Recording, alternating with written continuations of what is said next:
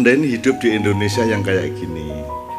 Anda itu generasi milenial, yang generasi di atasnya, yang sebelumnya, Anda harus menyesuaikan diri terhadap semua fenomena milenial yang sekarang. Sementara saya ini kan sudah terlanjur kuno banget, saya itu generasi old zaman now. Ya tapi saya generasi old ya, tapi zaman now, gelem ora gelem. Dan saya sudah tidak bisa coba. Kalau saya tidak ada Novia Kolopaking, hancur lebur hidup saya. Karena sambungan saya dengan dunia yang sekarang berlangsung itu ora meng ATM kabeh. Apa saja saya tuh enggak nyambung. Kalau enggak ada Mbak Via, saya enggak nyambung sama hidup ini. Saya bodoh gitu. Terutama gini Mas. Yang saya tidak bisa berikan di Ma'iyah adalah pelajaran-pelajaran manajemen, entrepreneurship, kewirausahaan, ya, pemasaran, marketing, dan kan saya tidak bisa sama sekali, belas itu tidak bisa saya. Saya tidak bisa memasarkan wajah saya sebagaimana para caleg. Saya tidak bisa saya tidak bisa memasarkan eksistensi saya. Bahkan dengan bodoh saya keluar dan berhenti dari aktivitas saya di media massa sejak tahun 22. Sejak tanggal 22 Mei 1998. Saya tidak nulis di koran, tidak nonton TV sampai hari ini karena saya itu tidak kompatibel. Jadi nonton TV acara apa saja itu ora iso aku. Apik banget, jadi aku ora iso ndelok. Kok iso ya kaya ngono aku. Jadi saya itu belum cukup, Mas. Saya tuh belum cukup dewasa, belum cukup intelektual, belum cukup software saya itu nggak bisa ngejar acara televisi Indonesia itu. Kok ampuh ya aku jan ra mudeng aku. Ngono kok ngguyu ya. Kok aku urung iso ngguyu ya. Jadi saya tuh merasa betul-betul dekaden. Sampai saya bikin live stratifikasi gini, Bang. Saya Ma'iyah itu kan level paling bawah di dunia dan di Indonesia. Jadi hanya bisa nyambung sama rakyat kecil. Kalaupun birokrasi ya birokrasi yang paling bawah. Lurah, camat, kapolsek, dan ramil. Bupati ya mulai ngene-ngene aku sudah nggak nyenggas.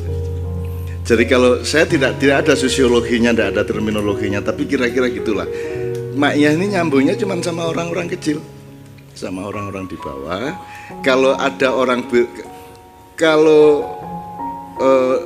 ada hierarki birokrasi ya birokrasi paling bawah.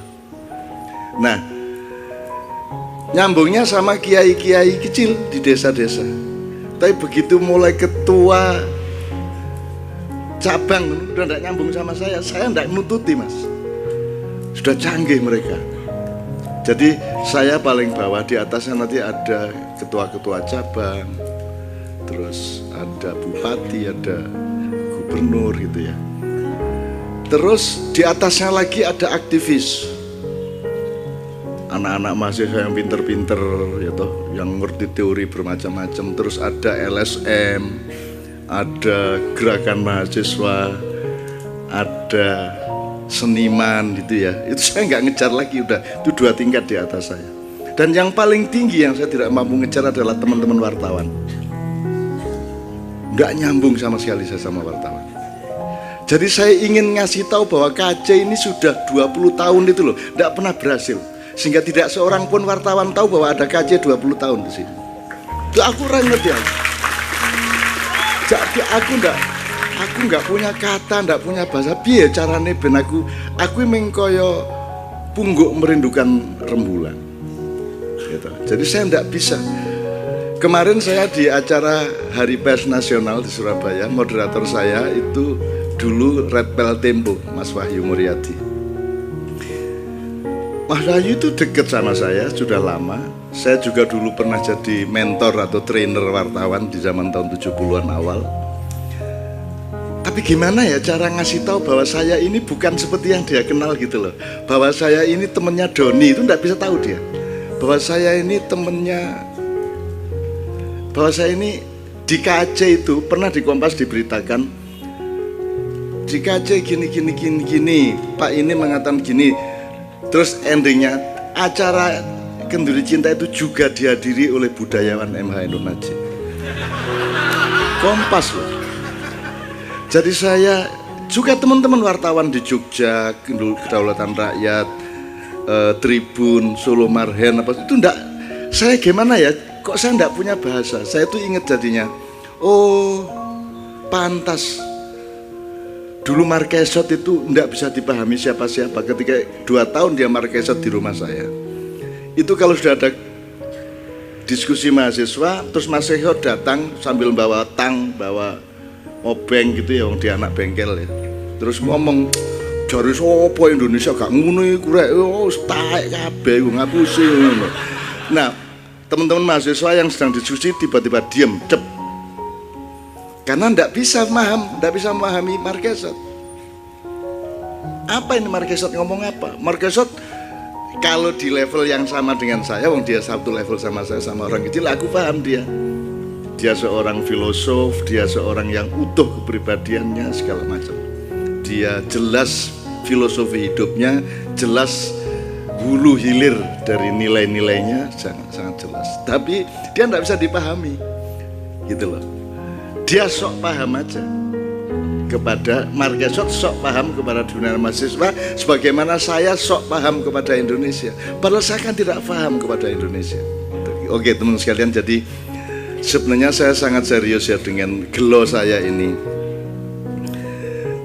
Kan saya ini ndak bisa ngajar. Sekarang yang coba Anda lihat di seluruh Jakarta, Anda lihat ke daerah-daerah, Anda lihat ke Jogja. Itu berapa ratus ribu pengusaha, sekian kelas dari atas sampai bawah. Semua orang entrepreneur yang baik, semua orang pengusaha yang baik. Sementara saya, sekeluarga saya, Sabrang juga, itu ndak bisa dagang. Padahal kalau Anda entrepreneurship-nya tinggi, Anda tidak hanya bisa menjadi punya perusahaan, Anda juga bisa punya sekolahan banyak. Syaratnya Anda harus punya naluri dan manajemen dagang yang baik. Anda bisa jadi ulama, Anda bisa jadi ustadz, Anda bisa jadi caleg, Anda bisa jadi, pokoknya asal dagangnya pinter, Anda bisa jadi apa saja. Lah saya ini tidak bisa apa-apa belas. Jadi saya juga tidak pernah menuntut diriku akan pernah menjadi apa. Tidak akan pernah, mergo anjene gak iso belas, tidak bisa saya. Itulah yang saya sesali. Jangan sampai Anda itu tertipu oleh saya. Aku kira iso apa-apa tenang. Bisa saya itu mendoakan. Itu pun saya panik kalau tidak kabul gimana ya. Akhirnya saya sering, kalau malam itu sering saya mabur. Yo joko banget toh, gitu kan saya kan. Ya Allah, mbok jangan dipermalukan dong saya banget dong. Saya sudah ikhlas loh saya, insya Allah.